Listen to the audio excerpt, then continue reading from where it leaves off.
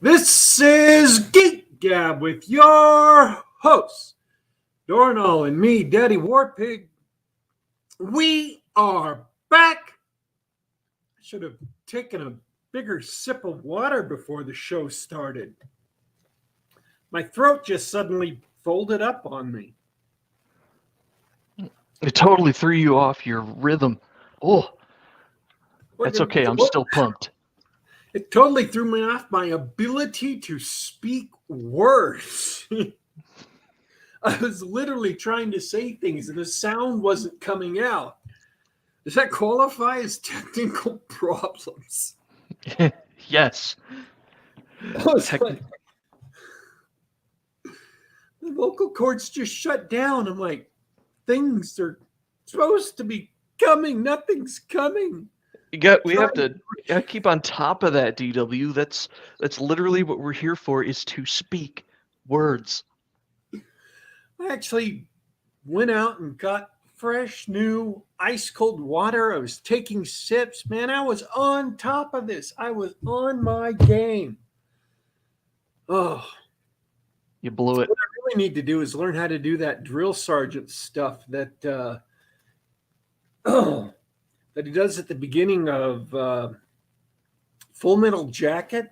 I don't know. Yeah, R. Lee Ermey. R. Lee Ermey, yeah. It sounds like he's yelling, but if you actually watch that scene closely, he's not even raising his voice.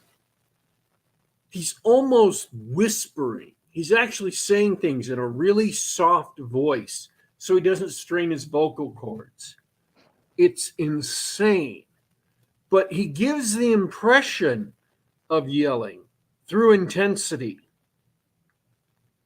And it's a really amazing thing. I need to learn how to do that so I don't rip my throat to shreds by the time I'm, 55 or 60. Sorry, now I'm thinking about being 55 or 60 and I stopped talking. Man, you blew it twice already. How's your voice doing? Get that sip of water. I got that sip of water up. We'll have to see. I think I'm getting hoarse already. I'm old. Hey, I'm going to give a trade secret. I did spend a few minutes with a vocal coach once, and I take it not everybody learns to sing or do voices. And you know what? When they say speaking from the diaphragm, I must admit, it was a completely foreign concept to me. Saving your vocal cords is actually difficult. I learned how to breathe from my diaphragm for band and drama and debate. I did all those in high school. I was Really? I was a well-rounded individual. Also did a lot of D&D, so and other role-playing games. Yeah, but you're noted for wrong playing D&D with all your fun voices and storylines and things, right?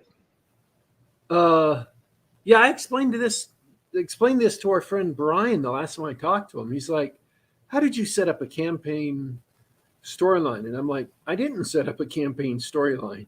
I just rolled with whatever the players did and then threw stuff, in front of them next.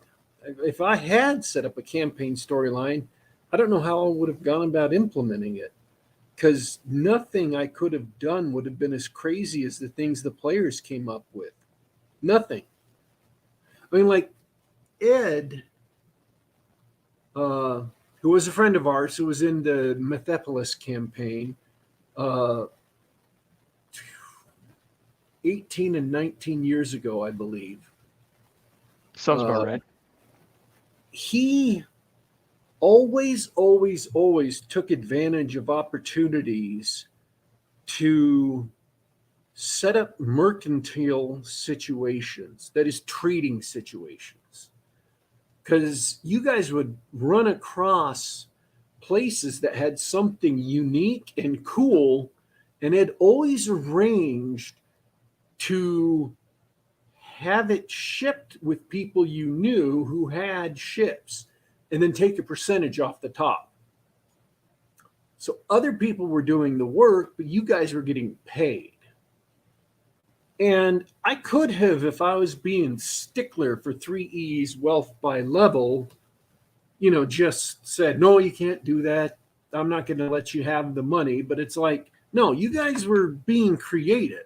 You took advantage of the situation. And, I could have gone the other way and said, no, I'm not going to throw any more cool stuff in my campaign. But that was stupid. That was exactly the entire point of Methepolis, was to go to new places, find cool stuff, and enjoy it. That's what made the worlds worth going to. So you guys got, you did that several times. And each time it was a surprise to me because I wasn't even thinking in those terms. You took advantage of things that were offered to you, and you became, incredibly wealthy. And again, this is not planned out, but at the end of, I think it was the end of the first year of the campaign,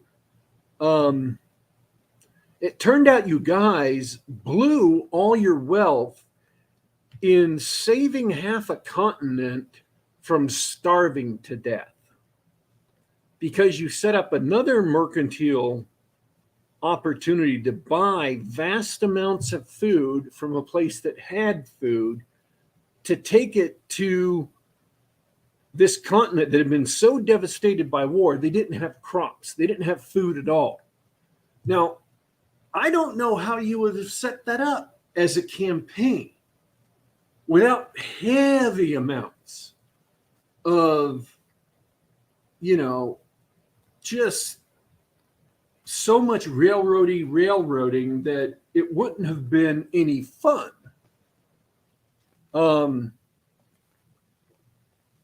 That's a fantastic idea.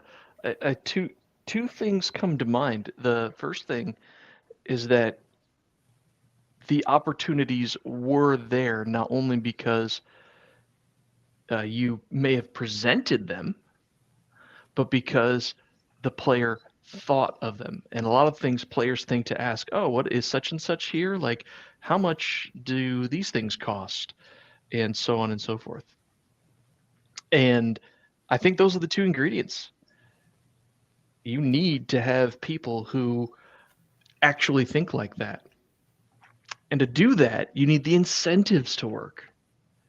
And I hate to say it, but I love to say it. The editions of D&D after AD&D First Edition no longer have those incentives, or they change the incentives. Yeah, what happened was I just set up the situations because I didn't have those opportunities in mind. I absolutely did not think about, I didn't put anything there saying, oh yeah, if the players sell this, they'll get rich. It just didn't even occur to me. But I presented the situations. I created these new worlds they were going to. And I should let people know that Methepolis was a city that had a lot of portals to different prime material plane worlds. So if you can think of it as, potentially dozens or hundreds of prime material plane worlds that they could travel between, each one basically a different D&D campaign world.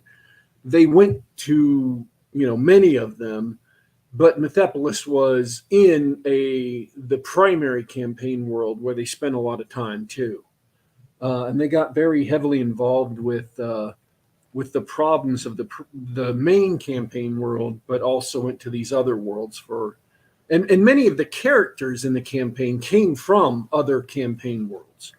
In fact, the main campaign world, I made this rule, which was no elves. Bam, no elves in the campaign. Didn't want any elves. So, and then one of my players came along and said, I want to play an elf. And I'm like, oh, okay, but you have to come from, one of these other worlds because there are no elves in this world.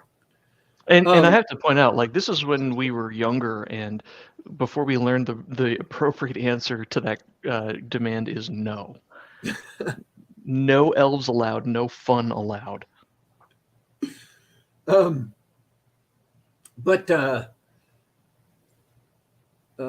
no, I came up with a really cool world that I liked so much I didn't mind the elf. It was a very, very neat world. So, anyways, what was happening was they would go to these worlds, and each of them I would have to make up, kind of a new campaign setup, come up with a new interesting idea for the world, what the situation was, things like that. So they would go to these worlds, and each world had their kind of own unique take on magic and own unique magic items and ideas and stuff. And so obviously they would find different ideas or different options on each of these worlds, and they would just decide, hey, why don't we take this and trade it back to Methepolis that doesn't have any of these things, and they would start making money. So it would be stupid of me to say, no, each of these new worlds no longer has unique magic items, because that would go against the very nature of the campaign. So I wasn't even thinking of that when I created the campaign and when I created the world, so they could use this, almost magic item arbitrage to make themselves rich. And I could have been stiff and unyielding and just, been kind of a jerk GM and not rolled with it, but I decided to roll with it instead, and it made the campaign better. The players having a lot of money didn't ruin the campaign, because they were fighting against monsters that were very, very tough, and having unique magic items and having, access to a lot of different things didn't make them killer PCs. I think by the end of the campaign, they were up to 18th level was the highest character. And they were still really getting whomped. We lost at least one PC in the last combat of the campaign, and I'm pretty sure I grabbed gigantic Cthulhu monster from D20 Call of Cthulhu as the final boss, as a demon lord from the 10,000 pits of hell.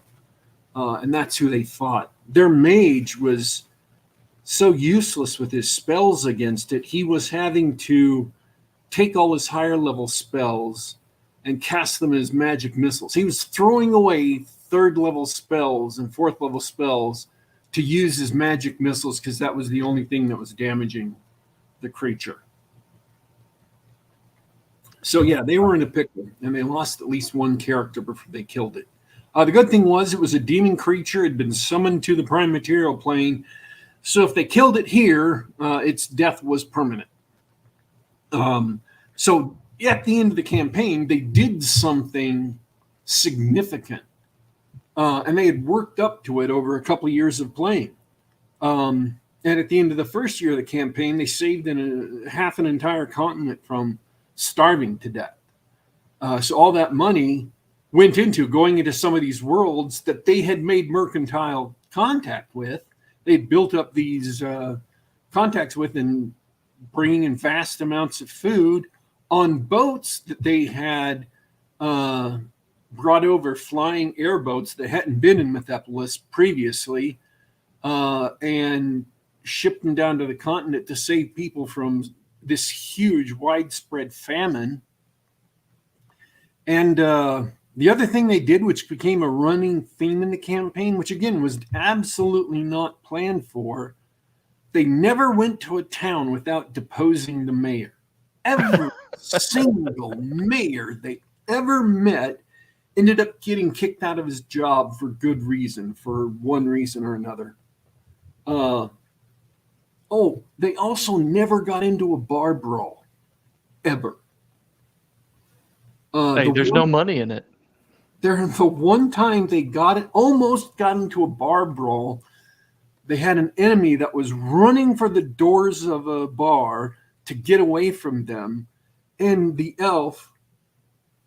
one elf in the entire campaign, shot him with an arrow in the back, and he died literally right in front of the doors before he could make it and start a bar brawl. All of this happened organically. All of this happened by accident. All of this just came out of play.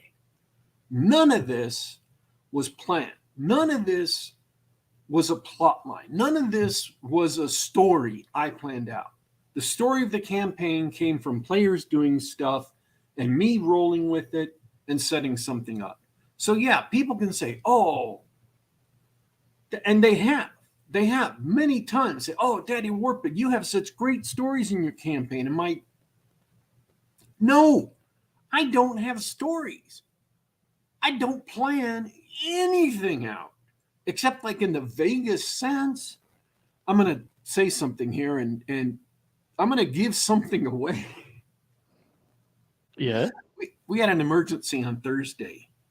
And people, I got called in to run the module for the Bro SR group for the Trollopolis campaign. And we just had a different module in Macho Mandolf's campaign where we went into this Aztec temple and had all these things happen.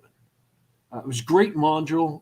Chris, who was Macho Mandolf's player, ran it. We all had a lot of fun. And so we went to, they wanted to go and do something else, but all the other DMs couldn't run anything. So they decided, yes, let's go back to this island that Daddy Warpig had set up. And it turns out that the mission they accepted, and I gave them 3 opportunities, so they could have done any one of the 3. I didn't care which, because I was making everything up off the top of my head.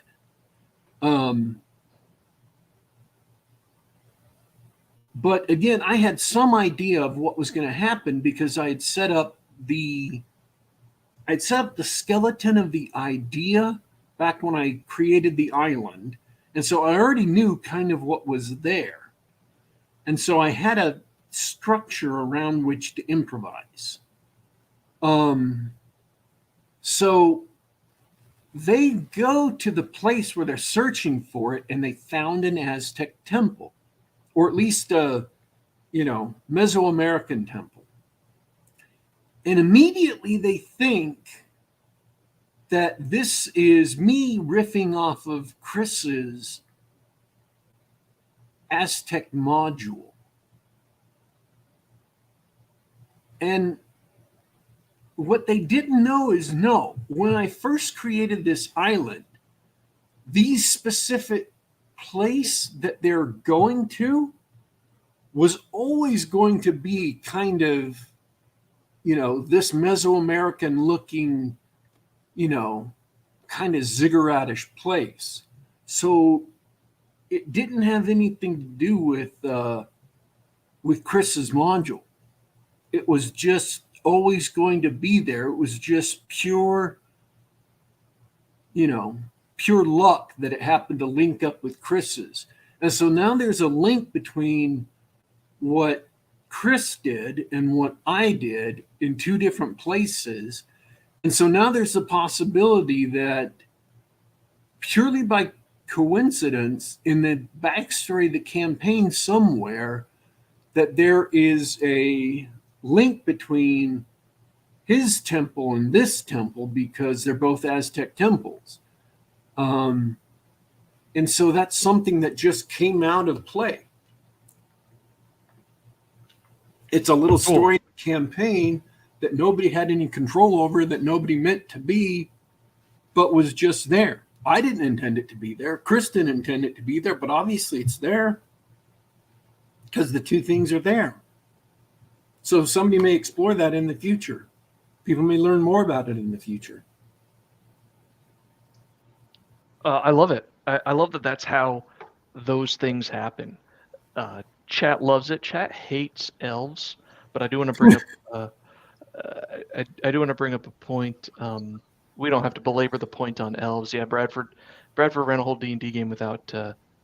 I want to ran a game with no non-humans, just all humans.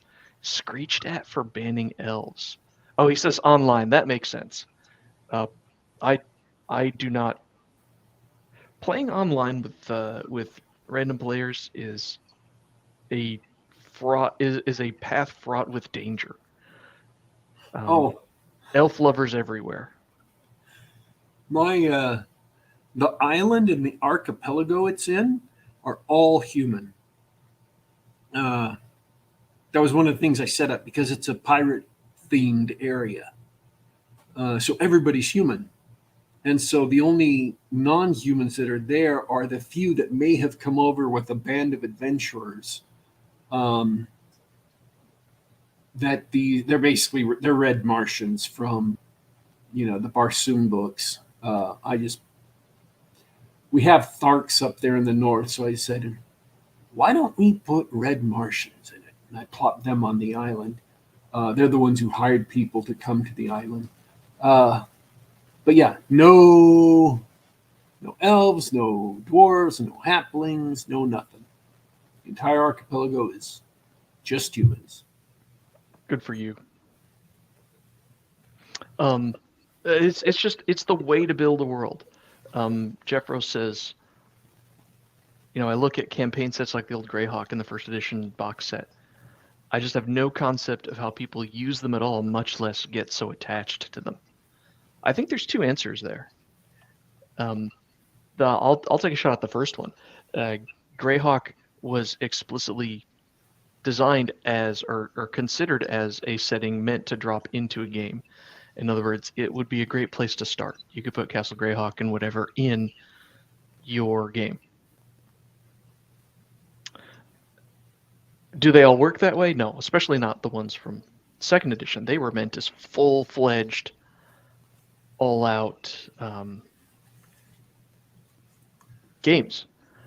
Why then do people have such great love for the Forgotten Realms, the Dragonlance, and everything like that? I think they love it as consumers. I think it's a cool setting and a product for them to sort of imagine. It's more like a series of novels than a game to them. What do you think? Well, I think people use campaign settings for the same reason that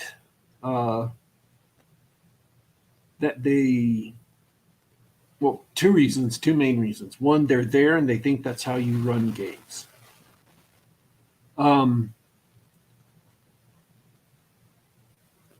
The tools were taken away from them to make their own campaign settings in AD&D. To generate their own settings. Everybody can make a D&D world now. It's, people know it. They know the tropes of D&D. So people can. They just choose not to a lot of the time. Look at Mephipolis. I knew how to make D&D campaign settings so well. I could make, I think we went to 8 of them, and at least 3 of them were developed fairly well for one-shots. And they were good. They were interesting. They had, texture to them. They weren't just cardboard cutout flats. And then I developed the main campaign area in pretty serious detail, at least serious enough to adventure in.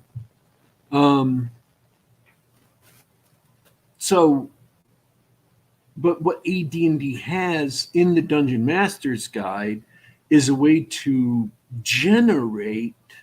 perpetually generate AD&D campaign worlds, where you can roll up terrain and roll up random monsters, or make your own wandering monster tables that you roll on to, create themed areas.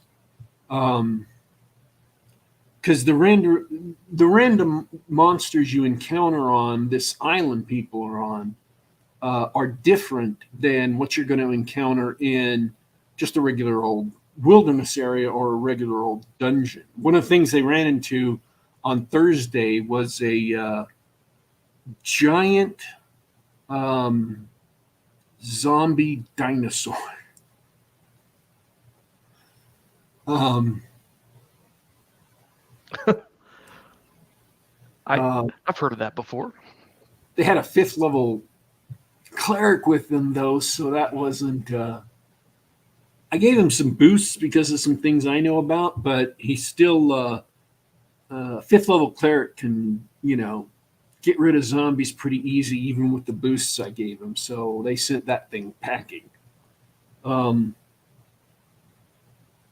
So this island is going to have some things on it that are really outre, really out of it. But the second thing, in addition to generating a campaign, you don't have to have a campaign setting if you can just make your own, not using your own imagination, but just using the dice and generate something that is as cool or cooler than what you get inside a box set. But those campaign worlds are all going to be AD&D campaign worlds, which is fun. It is heck fun.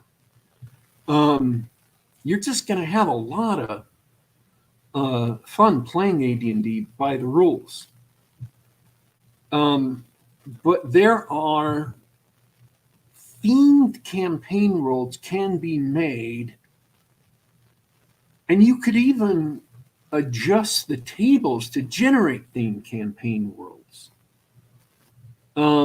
If you wanted a horror campaign world like Ravenloft, you wouldn't get the same domains, but you could, adjust the random terrain and adjust the encounter tables and stuff to generate a horror-themed world. You can make something like Birthright or whatever, but you wouldn't get something exactly like the pre-made Birthright set. You wouldn't get something exactly like, Athos in Dark Sun. But you could adjust tables to get an Athos. Athos would work precisely as a regular AD&D campaign. You just have to adjust the random, terrain generation tables, change your classes and races, and Athos would be perfect for a first edition style campaign. It's just really heavily house ruled. But the reason why people would use campaigns is because they don't know about campaign generation, and they either don't have the imagination or don't think they have the imagination to create cool stuff on their own. If you don't have the imagination to come up with the Shadowrun world, or you don't have the time, then you play Shadowrun or Earth Dawn or Rifts, or pick a random role-playing game. What's that horror game? Cult. Call of Cthulhu. Yeah.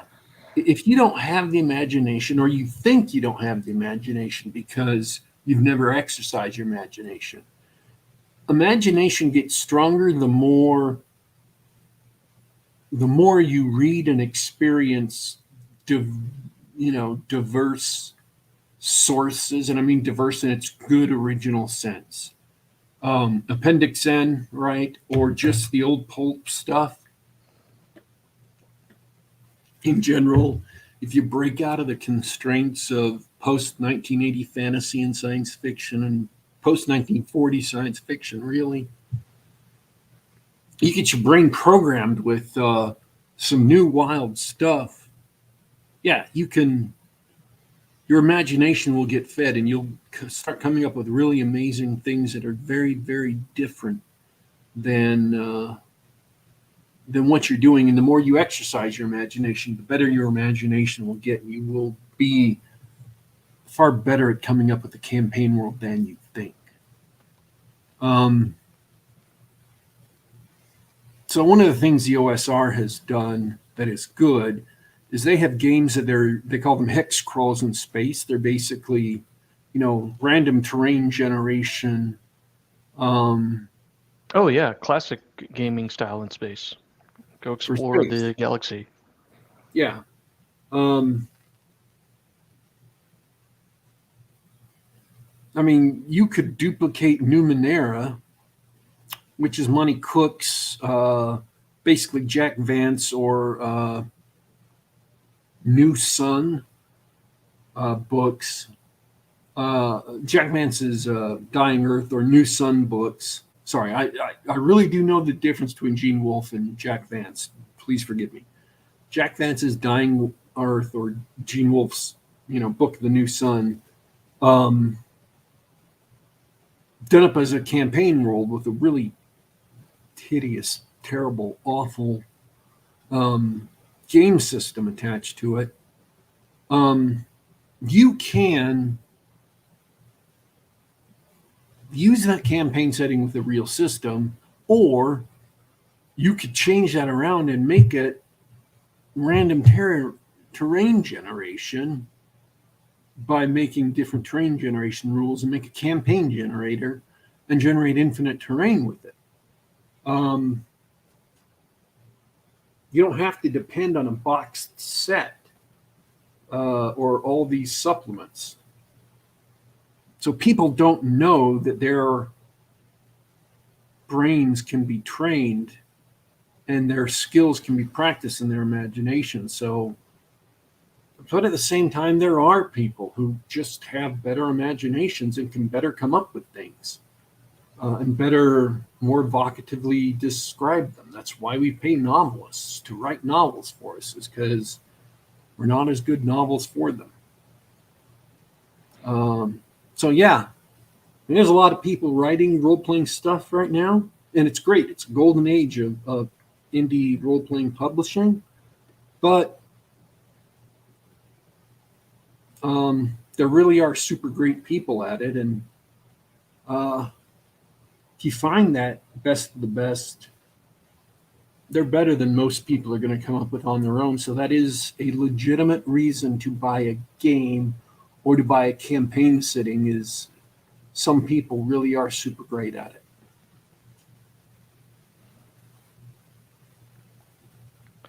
And I would encourage, that might discourage a lot of people from going in for different reasons. A lot of people say, oh, I couldn't possibly be a DM. I'm not very creative, something like that. But the encouraging thing is, with the right tools and the right attitude, it not only are those creative things something that you can develop, but you don't need to be creative in the way that you think to be able to play a successful game, because the tools are there to do the heavy lifting, as Jeffrey likes to say. The rules do the heavy lifting, and then you're free to just see what happens when, what do your players come up with. But we should probably move on, because we've done our first half of the show as D&D talk as usual. Yeah. And we got 3 things to talk about today. Strange New Worlds, The Boys, and Stranger Things. So, and I kind of want to go in that order. Sounds good to me. You're on your own for Stranger Things, Strange New Worlds, rather. What is that? So Strange New Worlds is one of those Paramount Plus streaming TV shows. It's set in the same universe or continuity, as if that word had any meaning in Star Trek anymore, as Star Trek Discovery, which means it's supposed to be in the same timeline as Star Trek Enterprise, but a little bit later. But it's not actually in the same timeline as Star Trek Enterprise.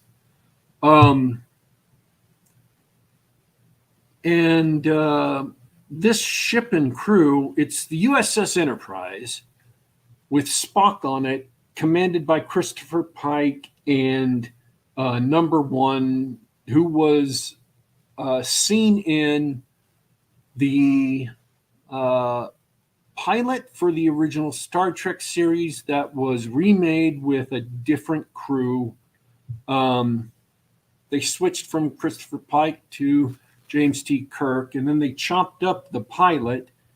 And Christopher Pike showed up in that horrible chair with the messed up face where he could only say yes and no by blinking the light and so on and so forth. I think it was called The Cage. Apologies if I got that wrong. But this is the adventures of Christopher Pike about 7 years before that accident happens that puts him in that chair. They showed up during the last, 4 episodes of the one of the seasons of Discovery where Spock was looking all awful and really effeminate. They have done some dumb things with the crew, but mostly just with 2 crew members. Anson Mount turns out to be a really good actor. He played Black Bolt in the short-lived Inhumans TV series on ABC, and also in the recent Doctor Strange and the Multiverse of Madness. Black Bolt is the guy with the Inhumans were just dumb. They were dumb comic book characters, and I know people who have given me static for that, but they had dumb powers, they had dumb costumes. But Anson Mount is a good actor, a really good actor. He carries off the part of Christopher Pike well. They have a lady on the ship who's this really grating personality, who's their pilot or weapons officer. Honestly, I can't remember now. But she has the, shaved up the sides hairdo, which never appeared in classic Trek. And she's just really obnoxious and gung-ho and, violent. She's the most masculine character on the ship almost, other than Christopher Pike. They have butched up Spock, so he's back to being actual Spock, not effeminate Spock, which is really good. And the guy who's playing him does a good job of playing Spock now. He plays Spock. So, not as good as Leonard Nimoy, but much, much better than Spock had been being played in the last couple of J.J. Abrams movies.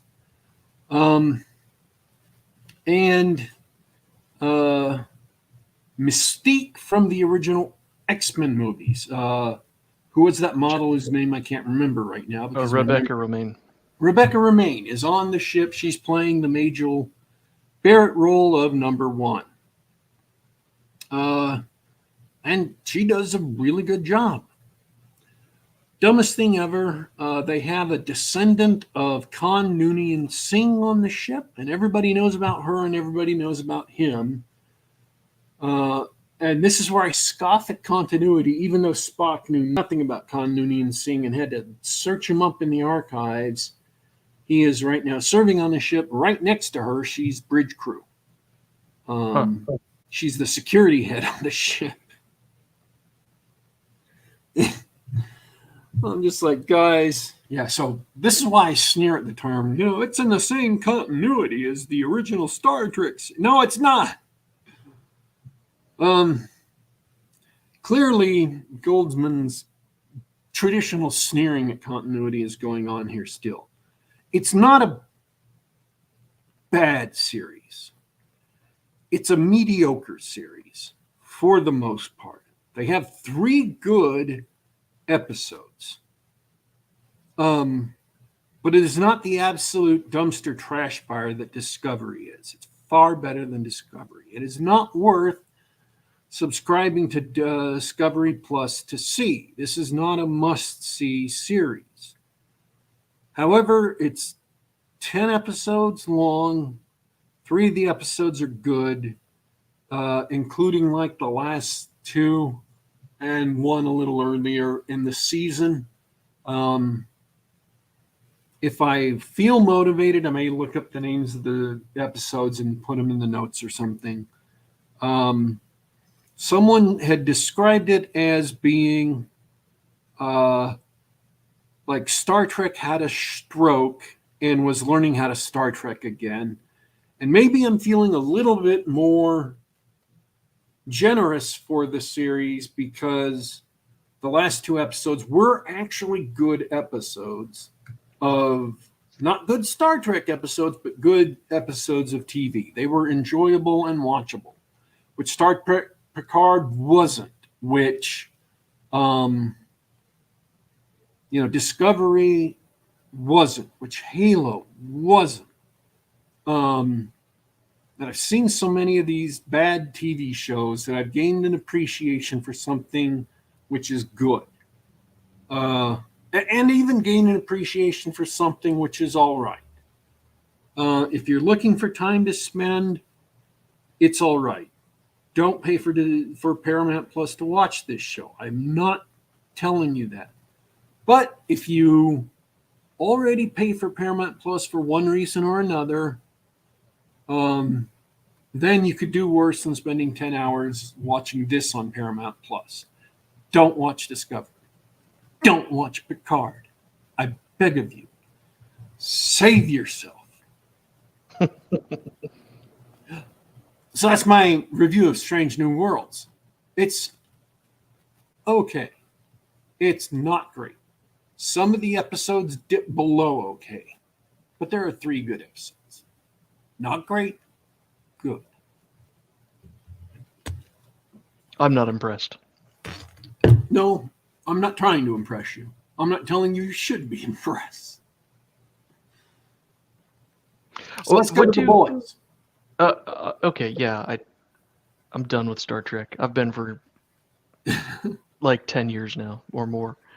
So this is the 3rd season of The Boys, and for those of you that don't know, The Boys is Amazon's retelling of Garth Ennis's thoroughly appalling comic book series, also called The Boys. The Boys is a comic book series, is a superhero series. The comic book series The Boys is superhero comics for people who hate superheroes, who loathe and despise them, and want a series that absolutely trashes superheroes. So, The Boys streaming TV series on Amazon is, as a concept, far, far superior to The Boys comic. In the original season, it was about a bunch of guys who were humans. And in the comic, the boys aren't humans, they're superheroes. The series is about a bunch of humans who try to take down superhumans who are murderous scum, but who at the same time are also movie stars and celebrities and things like that. The main character, Huey, gets involved in a situation when his girlfriend, Robin, there is a super speeder like the Flash who is high, who's running through the streets, and he runs into his girlfriend. and she explodes. And gore shoots everywhere. Now, they very explicitly show the gore. Covers him with the gore, covers the streets with the gore, pieces of her land everywhere. I think a part of her tooth lands in his hair, gets embedded in his cheek or something, whatever. And that's how the series begins. That's literally the first scene of this series. And that pretty much sets the tone for the rest of the series. There's a lot of gore, a lot of what people think are superheroes behaving badly. Vought is a Disney-esque company, although in addition to making movies of these 7 real superheroes who are also celebrities and stars because they star in movies about themselves as heroes having fictionalized adventures, they actually kind of go out and sort of fight crime. So, but these humans, the boys, go out and try to take down these superheroes who are actually supervillains. And the first season, I enjoyed. It had some appalling parts in it. And I had a lot of gore. The second season was about, it was about Trump, really. I mean, they made a character called Stormfront who, and spoilers, I'm going to be spoiling a lot if you haven't watched The Boys. It has sporadic bursts of great drama and great plot lines combined with truly stupid things and also appalling things. They are trying to shock you and appall you all the time. And I don't know if they're taking shocking, appalling things from Garth Ennis's comic, which is 100% shock and appall all the time, or if they are just coming up with these things on their own, or a mixture of both. But yeah, they're definitely trying to shock and appall you all the dang time. Pardon me, that was a spammer.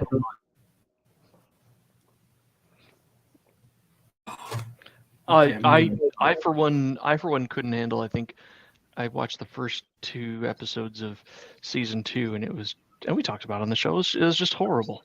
There was no redeeming quality to it.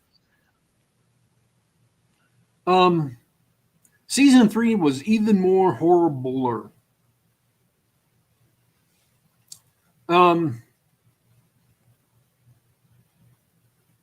Yeah, it may have done, and I'm not making this as a joke. I'm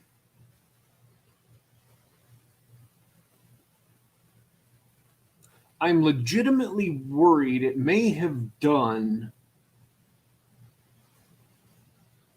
some damage to me. If you see horrible things and you watch horrible, morally appalling TV shows, it can make you a little bit more calloused to that sort of thing. And I'm not talking about real world attitudes towards real world things. It's just, it can adjust your attitudes towards fictional things, can make you a little bit more calloused to them, which can be reflected in other stuff you do. I don't know. I don't know where that comes down. Maybe I'm worrying too much about it. But man, I don't think you're mistaken. I mean, it's qualitative difference between, stupid action movies where, with a high body count, that sort of goofy fictionalized violence, and the outright gore intended to, I don't know, even cheesy horror movies tend to do explicit gore, but it's all in good fun. It's really corny. It's cheesy. It's not for And kids, but you can laugh at it. And The Boys isn't presented that way. I have seen the Texas Chainsaw Massacre and Last House on the Left and some, really brutal horror movies, and none of them are as brutal and gory as The Boys. I mean, I have seen some really brutal horror stuff from the 70s they're still great movies. I mean, truly artistically great movies. They set out to be a horror movie, and they hit that mark to where even 40 years later, after having seen, the Saving Private Ryan beach scene, they are still horrifying. They are still, terror-inducing. But man, The Boys season 3 just goes way beyond all that. It is... Yeah, I'm still shocked by some of the stuff they put on screen. It is... So I'm going to take a second to give you 2 reviews. It is morally appalling, and I cannot imagine wanting to watch this for the entertainment value. It is... You can excuse... I'm going to have to go there as a cinematic comparison because I can't think of anything short of this. And this may be a mistake, and I apologize.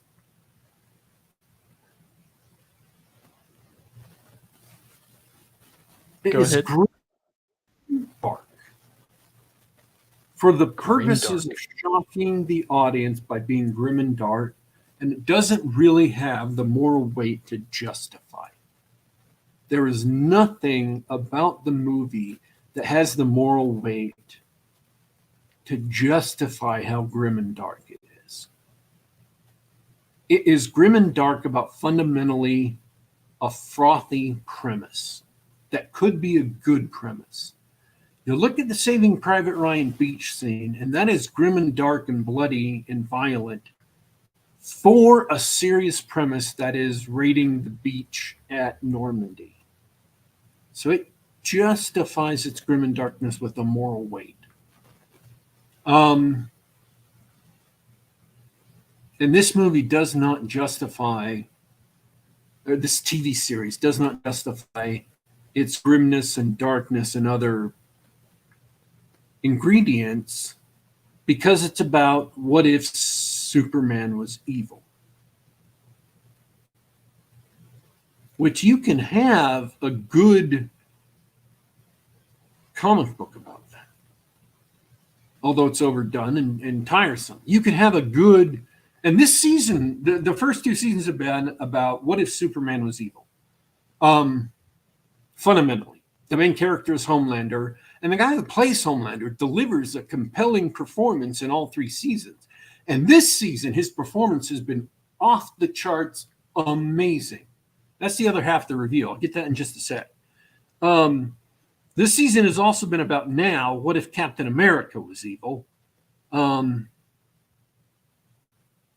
that's the new character they introduced, played by the same actor who plays Dean on Supernatural. And he did a good job with his performance for what he was given to work with, which wasn't much.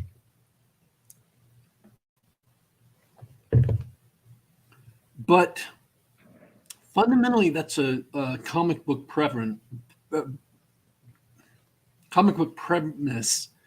and they're just not justifying how brutal and gory and morally appalling the rest of the stuff is. They just went over the top. They just went way over the top with it, and it's not justified by the premise. They were too gory and too brutal, and I don't mean in just a morally appalling way. I mean, they have overrun the material. It's like I said in my reviews of Dead Space.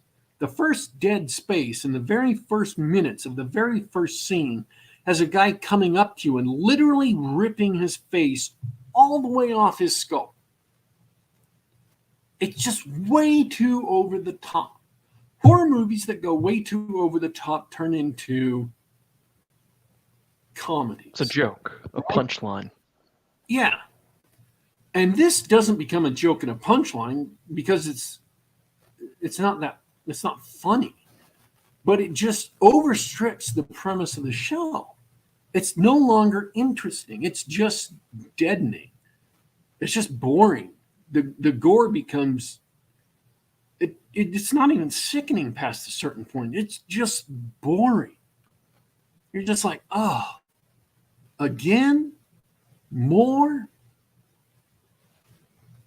Yeah, they just failed. They completely failed at what they set out to do, just shock for the sake of being shocking. It's like they heard all the complaints about everybody and pulled a Taika Waititi.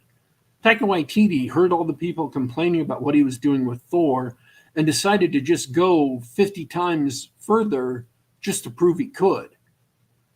It's just revenge on the audience for complaining about them going too far and said, oh, yeah, well, we can go 500 times too far. And that's what they did with the gore and the grotesque nudity and stuff. That's a shame. It was just a mistake. It just ruined the material. So let's go to the material. Is the material any good? On its stripped of the gore, stripped of the stupidity.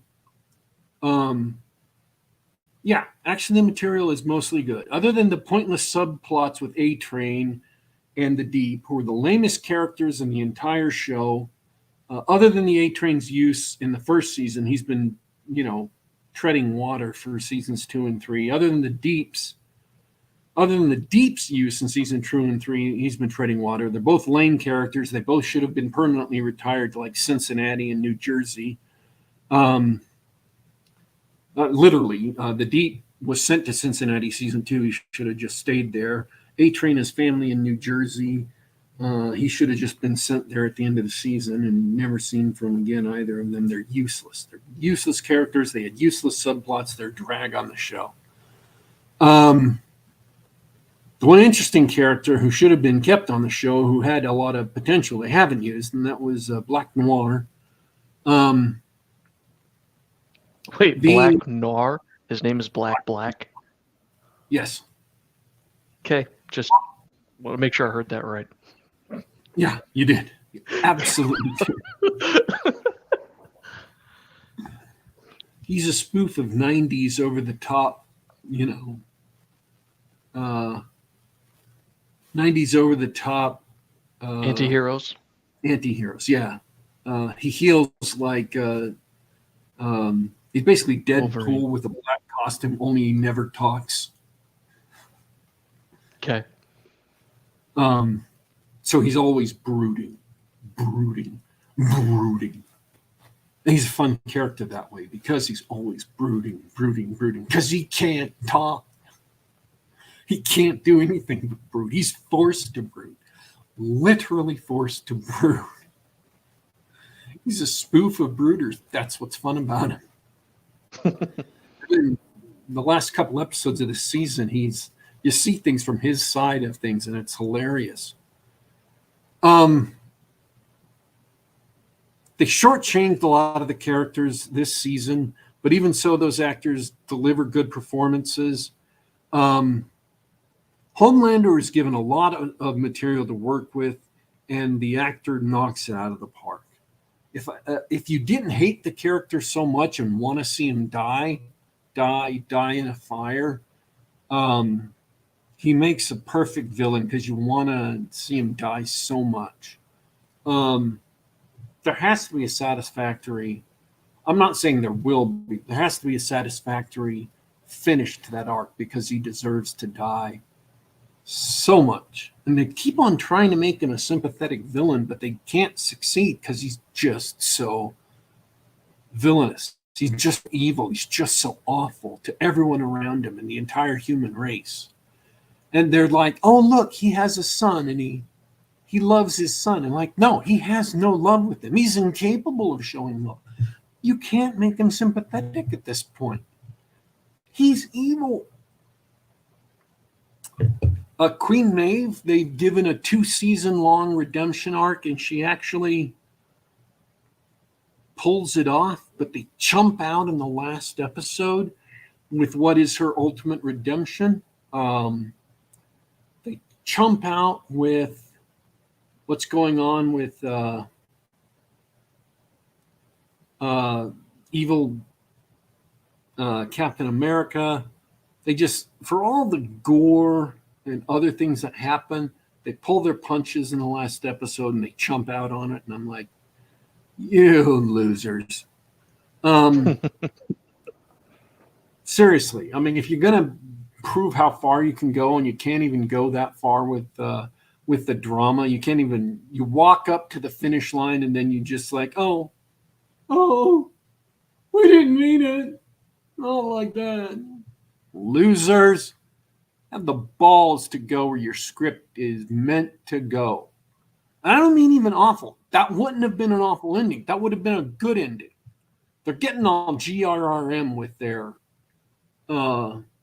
their material. Ironically, by not pulling a GRRM. It's lame. But yeah, they had some moments of really, really good drama this season. They had some moments of, coerced drama, and they have another villain in the show who was there all last season, who's there most of this season, who is actually a brilliant and chilling villain who has some understandable motives, and is one of the rare cases where, quote unquote, humanizing the villain actually really works. So it's not like the people writing the show can't do good drama, because they can. They just decided to go over the top with the gore to where it became senseless and pointless. They don't have the moral weight to carry that, and they probably could with the material they have. They should have cut back on the gore, cut back on the other grotesque sexual stuff, and they should have stopped with the silliness, stopped with the, silly feminist moments that ruin a lot of the drama.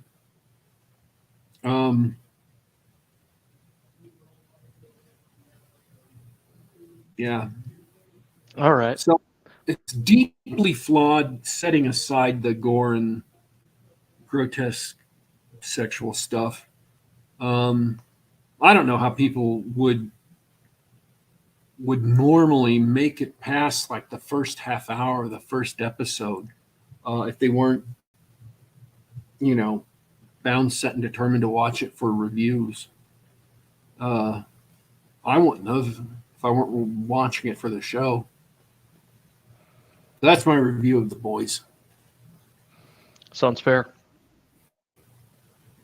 What about... And it's sad. It is really, really sad, because there are genuinely compelling, dramatic moments in the series that are absolutely wasted by being buried in not just trash, but absolute filth. Oh, you're all morally judgy there. Yeah, I feel comfortable in morally judging this. Some things you just have to morally judge. Sorry, you're asking a question. I'm done. What? No, I was ready to move on. Speaking of morally judging. I'm happy to move on. Yeah. Stranger Things. They did a 4th season, and an interesting one. Interesting to me because, speaking of morally judging, I got, I think, 1 episode into season 3 and I stopped watching the show. But this one I watched all the way through. You haven't seen any of Stranger Things season 3? Yeah, like 1, maybe 2 episodes. They introduced the new characters and things were happening, and I thought, you know what? I don't care. And it turns out it's not really, doesn't help you understand what's going on this season. No. But it does open up the Walt- proper way with some proper Dungeons and Dragons. Yes. Yes. We're bringing that full circle back to the beginning of the show. Dungeons and Dragons. So let me say this about Stranger Things Season 3 just to start out with. I didn't feel like there were any filler episodes where they're just marking time to, meet Netflix's quota of episodes. Pretty much every Netflix show has that or has had that. I don't watch a lot of Netflix anymore. But this season, I feel like didn't have any of that. Always things were happening. Mm-hmm. Yeah, I mean, we come back to the kids, and there's, they're a lot older. They're not really kids anymore. And they are still dealing with the upside down and all the consequences of the portals between the upside down and the real world. There are monsters. There's always something happening, but I found that a lot of it wasn't good or worth my attention, and that's one of the things that bothered me. Because they've got characters spread out around the globe doing things, and I cannot bring myself to care too much about one or two of those, the B plot or the C plot, even though, like any good set of writers, they do bring it together at the end. Could not find it in my heart to be excited about anything that wasn't happening in the main town in Ohio. What do you think?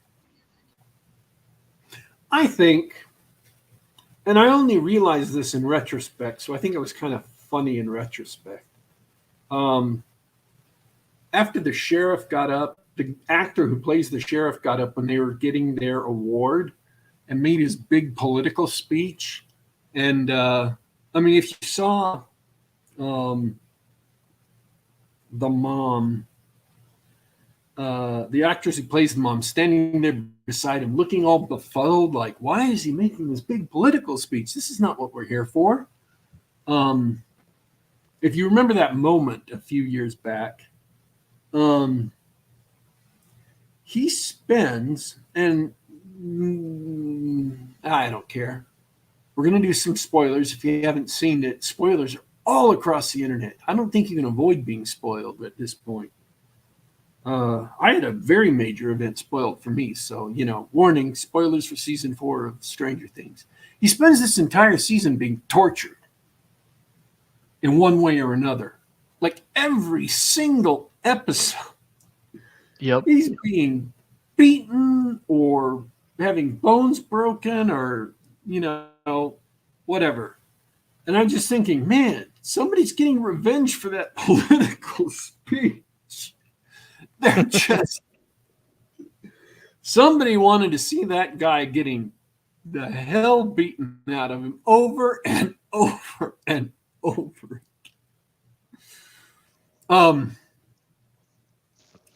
But yeah, the mundane little side plot in California was kind of neat in that you got to see 11 dealing with the world without her powers and having to socialize with kind of normal high school life without her powers. And that was okay for the limited time it was, on the screen. It wasn't on there for very long. I mean, it lasted a couple of episodes, but it wasn't on there for a super long screen time.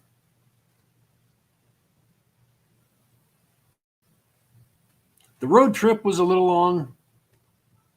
The stoner was basically as tedious as a stoner ever is. Yeah, but they didn't. He was there for comic relief, stoner style, which I'm not a big fan of. But again, he was just there for little bits and then was pretty quickly gone each time he showed up. So, And he did have some fun lines, and he did actually have a point in the plot at several points. So he wasn't just there. I thought it was funny when they showed up at the other pizza joint. That was kind of funny. Yeah, yeah, it was.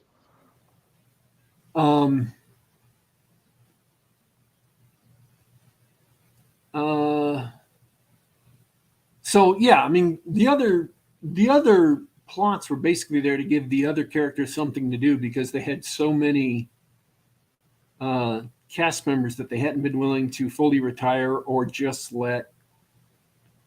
I mean, let's face it, the Will Kid, he was just basically there because they weren't willing to let him go. He hasn't been really useful or interesting or part of the show since the first season. And his first season, he was only part of the show because he wasn't there. So they should have probably escorted him out after he came back in the first season. But no, he's our best friend. Well, sometimes best friends move away. And I think you really hit on what I don't like and I didn't need from the show is they keep all of these characters around and add new ones, and it just got bloated. So they had to have this, globe-spanning story where everybody's doing their own thing. We're gonna jump to the A story, to the B story, to the B story, C story, to the D story, and then you have to add new characters for the season.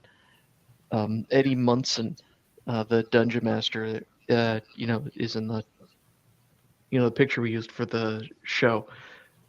He's awesome. He's a great character. They added, I don't know if this is a new addition in this season, but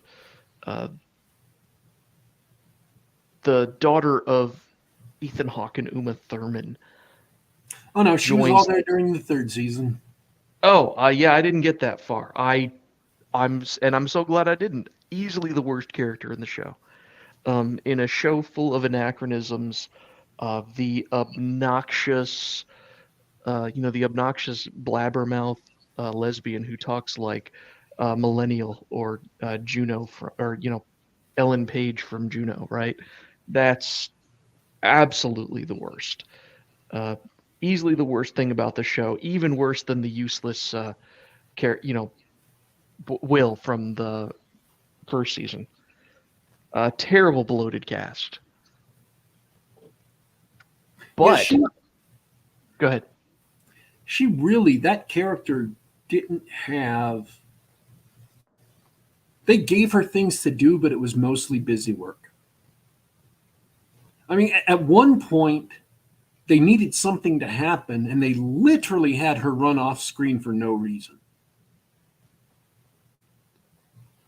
And then when the thing they needed to happen on screen happened, they had her literally run back on screen.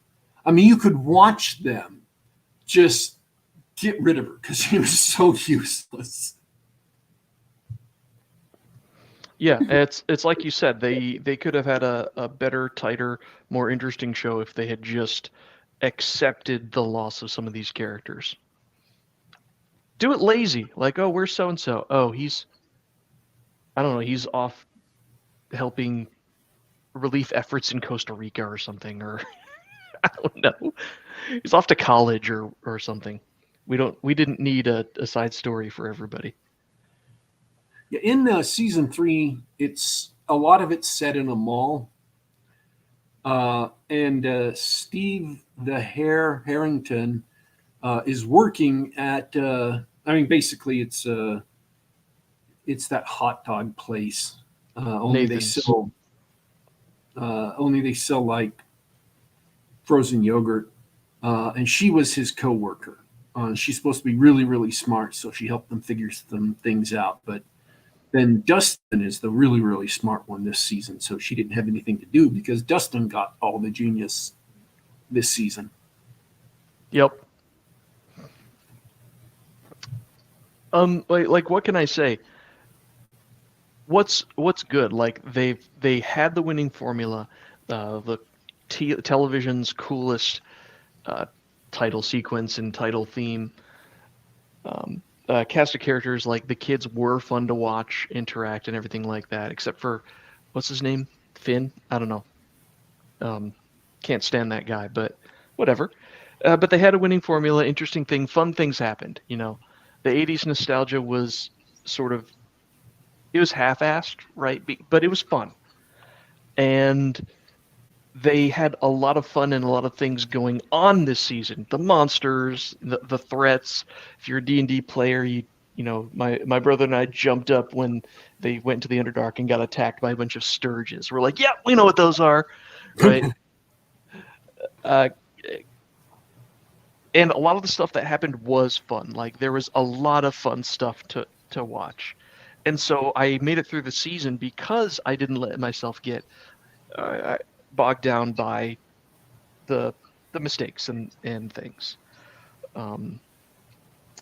But there were mistakes. Like this show jumped the shark a long time ago. I'm gonna say season 2, and it's now it's just sort of lumbering along as a franchise because they've got all these actors that are popular and all this money, and they're just gonna keep doing it. It's currently dying. I have a more positive view of season 5 than you do. I really liked season 5. Tell me more. Or at least I enjoyed it. I'm not going to say it was, super great. Yeah, no, well, I enjoyed it too, but I'd love to hear your differences. While I was watching it, I didn't feel that any one of the plots dragged too much. And at the end, they gave each of the subsidiary plots something to do to, kind of bind them together to where they were all participating in and joining in the final confrontation. They didn't bring everybody together in the, in that cheesy way where it's like everybody has a big meetup outside of the big bad's grim keep, and then they all go charging in and start fighting it. Wherever they were, everybody had something they could do to advance the fight, and that was cool. I liked that. Him being in the Russian prison.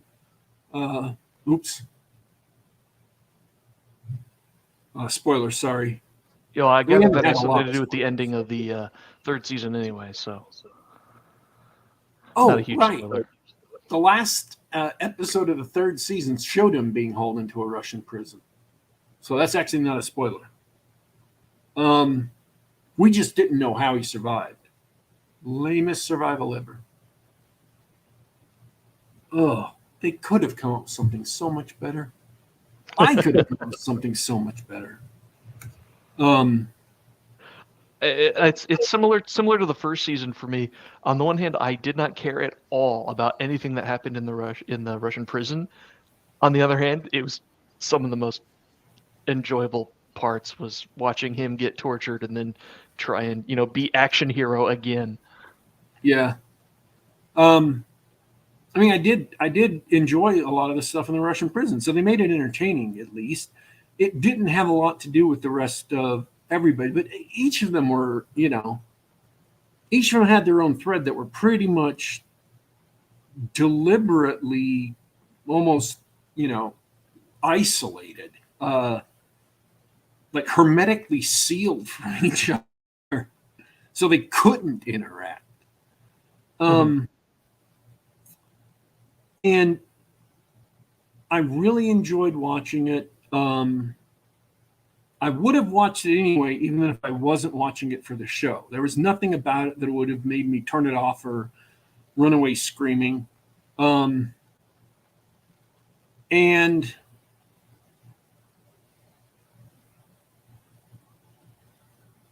the only real problem is that there were just some characters who very clearly ought to have been written out for this season. Robin ought to have written out.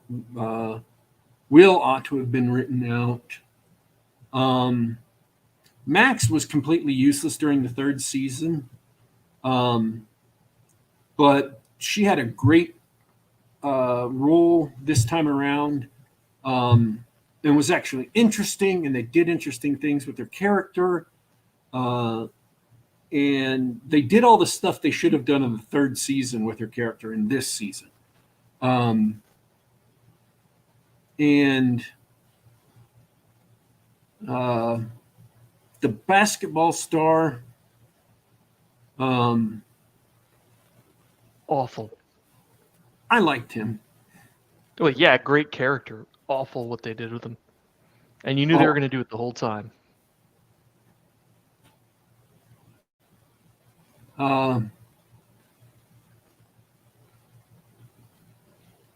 still think it would have been a better climax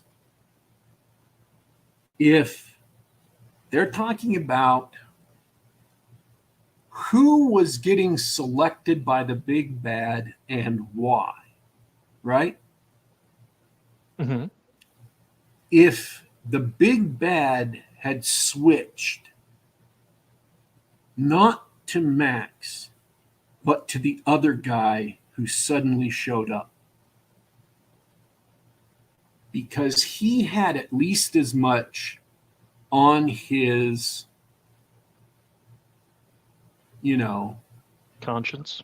on his conscience. And that's why they couldn't stop. That's why things kind of went the way they did at the end. That would have been a brilliant twist. It would have made perfect sense. It would have been completely out of the blue.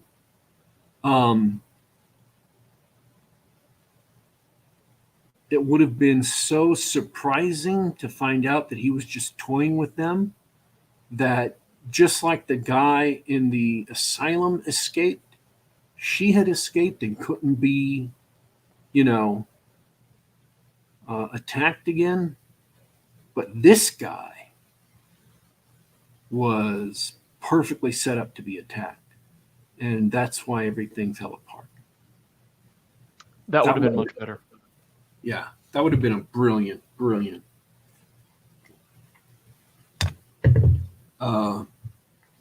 last minute bit. I was actually hoping that was what was going to happen once you realized where that was going. Because they wouldn't have had anything to play for him. Right. Instead, they just did the sort of obvious thing. Yeah.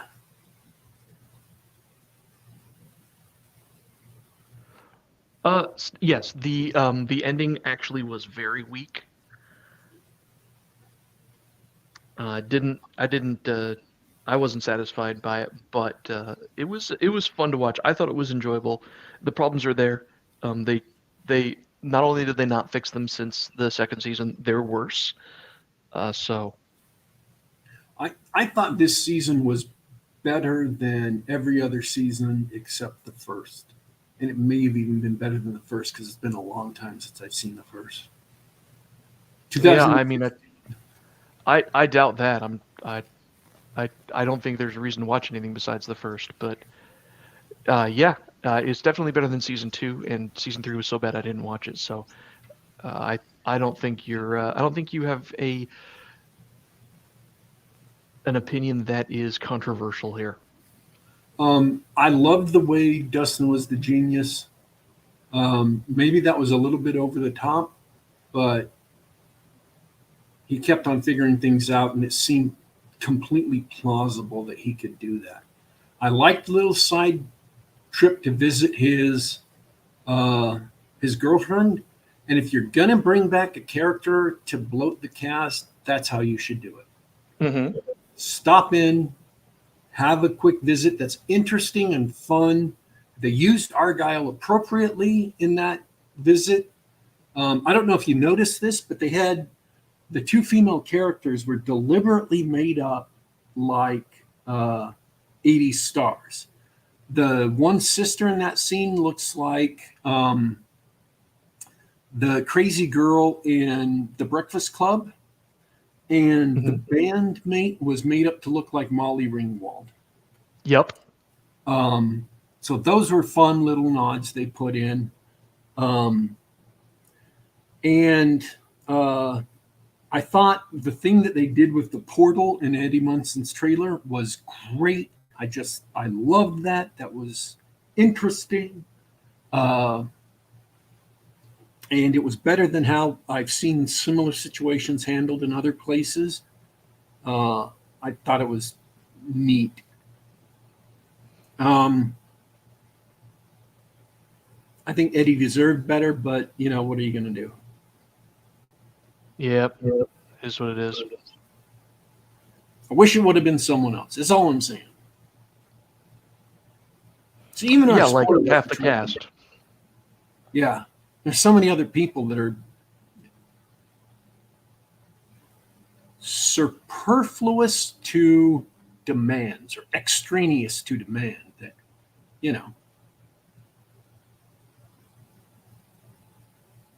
Absolutely.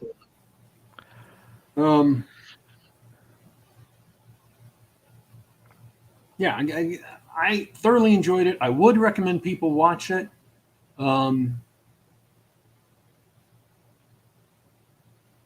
It's worth getting a week-long subscription to Netflix if you can get one of those trial subscriptions. I don't know that it's worth buying a full month just for this show, but if there's some other things you can watch on Netflix during that full month, like that game. What's that game? Don't know. Squid Game? The Squid Game. Yeah, you can watch the Squid Game during that month. You can also watch We Are All Dead, the high school zombie show. So a month spent watching those 3 shows, if you get Netflix for the month, that's actually well worth your money. And then just cancel your subscription after that. It's worth it to see these 3 shows. That would be my recommendation. And there's actually some other Netflix stuff that you can substitute in for that that's worth it for a month. But I can hear the hissing from the audience right now. He says subscribe to the service. We hate Sim. Don't give money to people who hate you. In all seriousness, the way I saw it as something to do with people, friends, and family, right? Together on the couch, it was great. I enjoyed it. I didn't enjoy every minute. I zoned out a couple of parts of episode, like I mentioned earlier, but I definitely would not have watched the series for its own sake. I don't think it's good enough on it for its own sake. But I did enjoy. It. Yeah, Jeff Rose got you.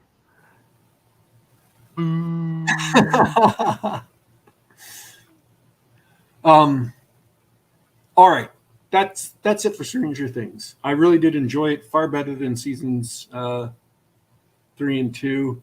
And they do actually there were some things established in earlier seasons as facts that the kids remember and use in this season. And they're not callbacks. They're actually like, oh, hey, they're what I call PC moments. And I judge them by like, if I put my players into this situation, would they be sharp enough to think of something like this? And if the characters are at least as smart as my players have been, then I judge it a well-written show. If the characters are, smart. And they had some things where the characters figured out stuff that was smart. And they used things that were points of interest in earlier seasons smartly, cleverly. And so, yeah, that was another thing I liked, is the characters were not always idiots. In one particular scene, they were big idiots, and I was screaming about that. And particularly what I was screaming was, in the prison when they left one specific room, I was like, why don't you set that on fire? Right. Right now. And, well, then you know what happened after that. I'm like, see? My players would have. That's the great thing about gaming. The players recognize a Chekhov's gun when they see it most of the time. So, all right, we're done with Stranger Things. I really, really liked it. I didn't see any. The story kept me so involved, and this is a measure of a good story, that I didn't notice any big problems while I was watching it. Most of the problems came from looking at the plot at the end and saying, oh, this person didn't really do anything interesting during the story. It turns out that even at the end, when everybody was doing little things, this one character didn't have a use. Like Murray shows back up again. The guy with the beard who speaks Russian, he was useful the entire show. And Will's mom, useful the entire show. She had a lot to do. She was great in this season. She really was. Max, interesting plot around her, useful. Dustin, way useful. Great guy, and not just in a plot way. He had an interesting personality. They did not waste his character. Robin and Will, wasted characters, didn't need to be there. Is it Finn who's the tall, gangly kid who's pale in love with Elle? Yes. Wasted. Didn't need to be there. He was completely superfluous to the entire show this season. Yeah. I'm not going to say anymore because we're done. Like, you're absolutely right. I mean, Will's older brother had more to do than... And I can't stand that character. No, I really can't either.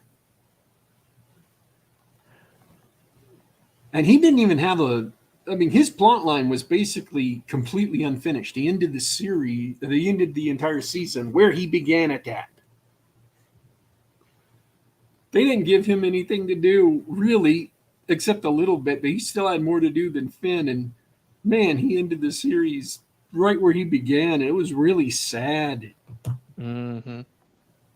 They did Steve wrong. Steve had so much character growth over the last 2 seasons. And he's a great and interesting character because he's like that shallow kid who turns out to have unexpected depth and to be a badass. You know, that good-looking kid that everyone likes at school, that all the girls throw themselves at, and he turns out to be this badass on top of it. And you're like, dude, thumbs up. You are awesome. We get so few of those characters. The popular kid who's also a good guy underneath and is physically courageous. We get so few of those characters in modern fiction. It's just great. And they didn't completely waste him because he's always out in front. He's always leading.